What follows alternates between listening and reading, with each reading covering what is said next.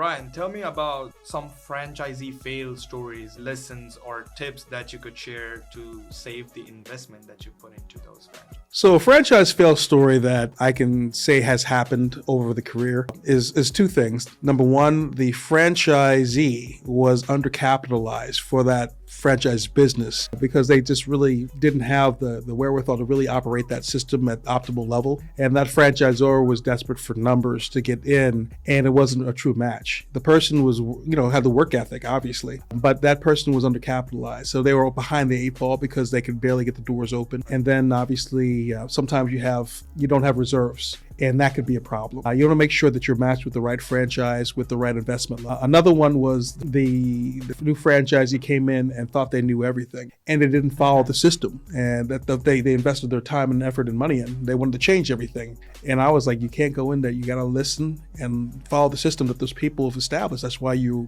are investing in the franchise. It's a proven system. Well, I'm going to do it my way. I'm like, okay, well, good luck with that. And inside of a year, he was in serious trouble. He called out and reached out to me. I was like, well, I guess the best thing to do might be to sell that back to an existing franchisee and recoup some of the money and figure out what you want to do next. And I can help you with that. Then there are other situations on the extreme situation where it's just a bad operating system. The franchise is not living up to their obligations. And I've seen that happen.